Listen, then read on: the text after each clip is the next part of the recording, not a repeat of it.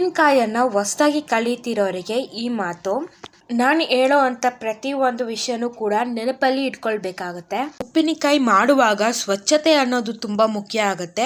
ಅದರಲ್ಲೂ ಮುಟ್ಟಾಗಿರೋಂಥ ಹೆಣ್ಮಕ್ಳು ಉಪ್ಪಿನಕಾಯಿ ಮಾಡೋದಾಗಲಿ ಉಪ್ಪಿನಕಾಯಿ ಮುಟ್ಟೋದಾಗಲಿ ಮಾಡಿದ್ರೆ ಹಾಳಾಗುತ್ತೆ ಬೇಗ. ಉಪ್ಪಿನಕಾಯಿ ಮಾಡುವಾಗ ಸ್ನಾನ ಮಾಡಿ ಮಡಿಯಿಂದ ಮಾಡಿದ್ರೆ ಒಳ್ಳೇದು. ಯಾವುದೇ ಉಪ್ಪಿನಕಾಯಿ ಮಾಡುವಾಗ ಒಬ್ರು ಮಾಡಿದ್ರೆ ಒಳ್ಳೇದು.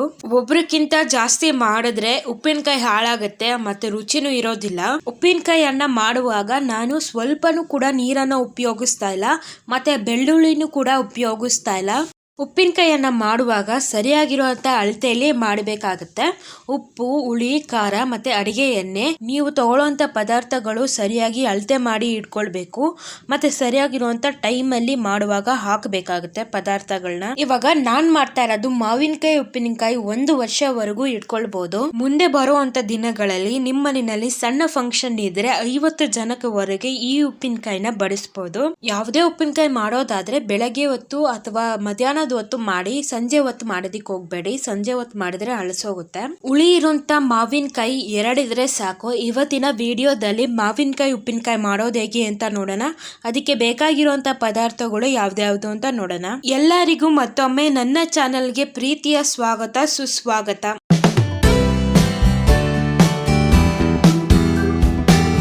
ಮೊದಲು ಹುಳಿ ಇರುವಂತ 2 ಮಾವಿನಕಾಯಿನ ತಗೊಂಡು ಸ್ವಚ್ಛವಾಗಿ ತೊಳೆದು ನೀಟಾಗಿ ಬಟ್ಟೆಯಲ್ಲಿ ಒರೆಸ್ಬೇಕಾಗತ್ತೆ. ಮಾವಿನಕಾಯಿಗೆ ಸ್ವಲ್ಪನೂ ನೀರು ಇರಬಾರ್ದು. ಈ ಮಾವಿನಕಾಯಿ ಉಪ್ಪಿನಕಾಯಿಗೆ ಹುಳಿ ಇರುವಂತ ಮಾವಿನಕಾಯಿ ತಗೊಳ್ಬೇಕಾಗತ್ತೆ. ಮಾವಿನಕಾಯಿ ಸ್ವಲ್ಪ ದೊಡ್ಡದು, ಸ್ವಲ್ಪ ದಪ್ಪ ಇರುವಂತ ಮಾವಿನಕಾಯಿ 2 ತಗೊಂಡ್ರೆ ಸಾಕಾಗತ್ತೆ.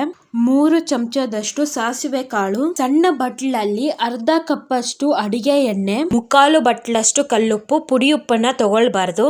1 ಚಮಚದಷ್ಟು ಅರಿಶಿನ ಪುಡಿ, 1 ಬಟ್ಲಷ್ಟು ಅಚ್ಕಾರದ ಪುಡಿ, ಇದು ಮನೆಯಲ್ಲೇ ಮಾಡಿರೋ ಅಂಥದ್ದು, 1 ಚಮಚದಷ್ಟು ಇಂಗು, 10 ರಿಂದ 15 ಕರಿಬೇವಿನ ಎಲೆ. ಇವಾಗ ಮಾವಿನಕಾಯಿ ಉಪ್ಪಿನಕಾಯಿ ಮಾಡೋದು ಹೇಗೆ ಅಂತ ನೋಡೋಣ. ಈ ಉಪ್ಪಿನಕಾಯಿಗೆ ಬಳಸುವಂತ ಎಲ್ಲ ಪಾತ್ರೆಗಳು ಸ್ವಲ್ಪ ಬಿಸಿ ಮಾಡಿ ಇಟ್ಕೊಳ್ತಾ ಇದ್ದೀನಿ. ಬಳಸುವಂತ ಸೌಟ್ ಆಗಿರ್ಲಿ ಅಥವಾ ಪಾತ್ರೆ ಆಗಿರ್ಲಿ ನೀರ್ ಇರಬಾರ್ದು. ಅದಕ್ಕೋಸ್ಕರ ನಿಮ್ಗೆ ಸಮಯ ಅನ್ನೋದಿದ್ರೆ ಉಪ್ಪಿನಕಾಯಿಗೆ ಬಳಸುವಂತ ಎಲ್ಲ ಪಾತ್ರೆಗಳನ್ನ ಬಿಸಿದಲ್ಲಿ ಇಟ್ಟು ಆಮೇಲೆ ಉಪಯೋಗಿಸ್ಕೊಳ್ಬಹುದು.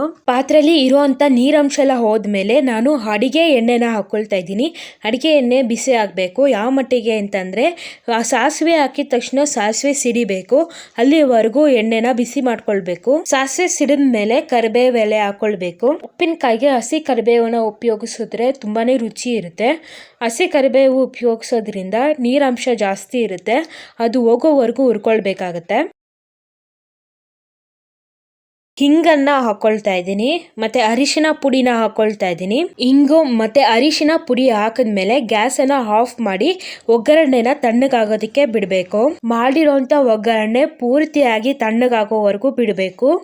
ಅಲ್ಲಿವರೆಗೂ ನಾವು ಮಾವಿನಕಾಯಿಯನ್ನ ಈ ತರ ಸಣ್ಣ ಸಣ್ಣದಾಗಿ ಆದಷ್ಟು ಸಣ್ಣದಾಗಿ ಮಾವಿನಕಾಯಿಯನ್ನ ಹೆಚ್ಕೊಳ್ಬೇಕಾಗತ್ತೆ. ತಮ್ಲೈನ್ ಫೋಟೋನ ನೋಡಿ ನೀವು ಯಾವುದೋ ಫುಡ್ ಕಲರ್ ಅನ್ನ ಉಪಯೋಗಿಸಿರ್ಬೋದು ಅಥವಾ ಪ್ರಿಸರ್ವೇಟಿವ್ಸ್ ಅನ್ನ ಉಪಯೋಗಿಸಿರ್ಬೋದು ಅಂತ ಅನ್ಕೊಂಡಿರ್ಬೋದು. ಆದ್ರೆ ನಾನು ಈ 2 ಕೂಡ ನಾನು ಉಪಯೋಗಿಸಿಲ್ಲ. ಅಂದ್ರೆ ನಾನು ಬಳಸಿರುವಂತ ಅಚ್ಕಾರದ ಪುಡಿಯಲ್ಲಿ ಬ್ಯಾಡಿಗೆ ಮೆಣಸಿನಕಾಯಿ ತುಂಬಾ ಕಲರ್ ಇದೆ. ಇವಾಗ ಕಲ್ಲುಪ್ಪನ್ನ ಪುಡಿ ಮಾಡ್ಕೊಳ್ಳೋಣ. ನೀವು ಕೇಳ್ಬೋದು ಕಲ್ಲುಪ್ಪು ಬದಲು ಪುಡಿ ಉಪ್ಪನ್ನೇ ಬಳಸ್ಬೋದಲ್ವಾ ಅಂತ. ಮುಖ್ಯವಾಗಿ ಈ ಉಪ್ಪಿನಕಾಯಿಗೆ ಕಲ್ಲುಪ್ಪು ತುಂಬಾನೇ ರುಚಿ ಕೊಡುತ್ತೆ. ನೀವು ಪುಡಿ ಉಪ್ಪು ಹಾಕೋದ್ರಿಂದ ಅಷ್ಟು ರುಚಿ ಇರೋದಿಲ್ಲ. ಹಾಗಾಗಿ ಕಲ್ಲುಪ್ಪನ್ನ ಪುಡಿ ಮಾಡಿ ಹಾಕೊಳ್ಬೇಕು. ಮಾವಿನಕಾಯಿಯಲ್ಲಿ ತುಂಬಾ ಹುಳಿ ಇರೋದ್ರಿಂದ ನಾನು ಸ್ವಲ್ಪ ಉಪ್ಪನ್ನ ಕಡಿಮೆ ತಗೊಂಡಿದ್ದೀನಿ. ಕಲ್ಲುಪ್ಪನ್ನ ಈ ರೀತಿ ಪುಡಿ ಮಾಡ್ಕೊಳ್ಬೇಕು. ಕಲ್ಲುಪ್ಪನ್ನ ಪುಡಿ ಮಾಡಿದಾಗ ಸ್ವಲ್ಪ ಹೆಚ್ಚುತ್ತೆ, ಹಾಗಾಗಿ ನಾನು ಕಲ್ಲುಪ್ಪನ್ನ ಕಡಿಮೆ ತಗೊಂಡಿದ್ದೀನಿ. ಮತ್ತೆ ಮಾವಿನಕಾಯಿ ತುಂಬಾ ಹುಳಿ ಇರೋದ್ರಿಂದ ಕೂಡ ನಾನು ಉಪ್ಪನ್ನ ಕಡಿಮೆ ತಗೊಂಡಿದ್ದೀನಿ. ಒಗ್ಗರಣೆ ತಣ್ಣಗಾದ್ಮೇಲೆ ಮಿಕ್ಕಿರೋಂತ ಪದಾರ್ಥಗಳನ್ನ ಹಾಕೊಳ್ಬೇಕಾಗುತ್ತೆ. ಒಗ್ಗರಣೆ ಮಾಡಿಟ್ಕೊಂಡಿದ್ನಲ್ಲ ಅದೇ ಪಾತ್ರೆಗೆ ನಾನು ಮಾವಿನಕಾಯಿನ ಹಾಕೊಳ್ತಾ ಇದ್ದೀನಿ, ಮತ್ತೆ ಅಚ್ಕಾರದ ಪುಡಿನ ಹಾಕೊಳ್ತಾ ಇದ್ದೀನಿ, ಮತ್ತೆ ಕಲ್ಲುಪ್ಪನ್ನ ಪುಡಿ ಮಾಡಿ ಹಾಕೊಳ್ತಾ ಇದ್ದೀನಿ. ಹಾಕಿರೋಂಥ ಎಲ್ಲ ಪದಾರ್ಥಗಳು ಕೂಡ ಒಂದಕ್ಕೊಂದು ಬೆರೆಯೋ ಥರ ಮಿಕ್ಸ್ ಮಾಡ್ಕೊಳ್ಬೇಕು. ಬೇಗ ಮಿಕ್ಸ್ ಮಾಡ್ಕೊಳ್ಬೇಕು. ಮಾವಿನಕಾಯಿ ಹಸಿದಾಗಿರೋದ್ರಿಂದ ಒಂದೇ ಕಡೆ ಪೂರ್ತಿಯಾಗಿ ಹೀರ್ಕೊಂಡ್ಬಿಡುತ್ತೆ ಉಪ್ಪು ಮತ್ತು ಖಾರ.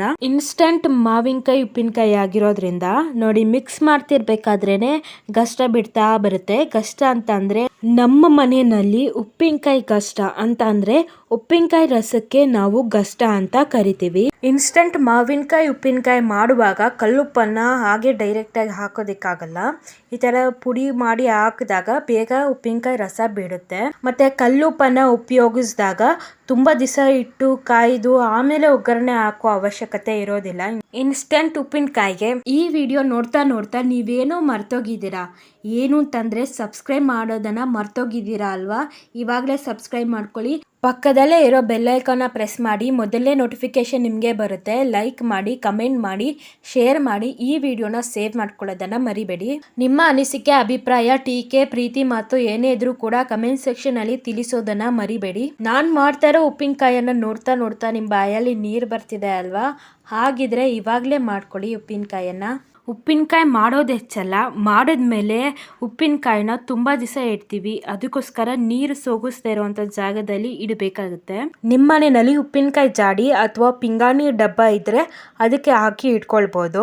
ನಮ್ಮ ಮನೆಯಲ್ಲಿ ಯಾವುದೇ ಉಪ್ಪಿನಕಾಯಿ ಜಾಡಿ ಅಥವಾ ಪಿಂಗಾಣಿ ಡಬ್ಬ ಇಲ್ಲದೆ ಇರೋ ಕಾರಣದಿಂದ ನಾನು ಪ್ಲಾಸ್ಟಿಕ್ ಡಬ್ಬದಲ್ಲಿ ಹಾಕೊಳ್ತಾ ಇದ್ದೀನಿ. ಉಪ್ಪಿನಕಾಯಿ ತುಂಬ ದಿವಸ ಇಡೋದ್ರಿಂದ ಪ್ಲಾಸ್ಟಿಕ್ಕು ಅಥವಾ ಪಿಂಗಾಣಿ ಡಬ್ಬದಲ್ಲಿ ಮಾತ್ರ ಇಡಿ. ಇನ್ಯಾವುದೇ ಪಾತ್ರೆಗಳಿಗೆ ಹಾಕೋದಕ್ಕೆ ಹೋಗಬೇಡಿ ಉಪ್ಪಿನಕಾಯಿಯನ್ನು. ಉಪ್ಪಿನಕಾಯಿ ಎಲ್ಲ ಪೂರ್ತಿ ಬಾಕ್ಸಿಗೆ ಹಾಕಿದ್ಮೇಲೆ ಒಗ್ಗರಣೆಯಲ್ಲಿ ಮಾಡಿ ಇಟ್ಕೊಂಡಿರೋಂಥ ಪಾತ್ರೆ ಇರುತ್ತಲ್ವಾ, ಅದರಲ್ಲಿ ಉಪ್ಪಿನಕಾಯಿ ರಸ ಮಿಕ್ಕಿರುತ್ತೆ. ಅದನ್ನು ನಾನು ವೇಸ್ಟ್ ಮಾಡ್ತಾ ಇಲ್ಲ. ಸ್ವಲ್ಪ ಹಣ್ಣನ್ನು ಹಾಕೊಳ್ತಾ ಇದ್ದೀನಿ, ಸ್ವಲ್ಪ ತುಪ್ಪ, ರುಚಿಗೆ ತಕ್ಕಷ್ಟು ಉಪ್ಪನ್ನು ಹಾಕಿ ಮಿಕ್ಸ್ ಮಾಡಿಕೊಂಡು ತಿಂದರೆ ಸೂಪರಾಗಿರುತ್ತೆ ಉಪ್ಪಿನಕಾಯಿ ಅನ್ನ.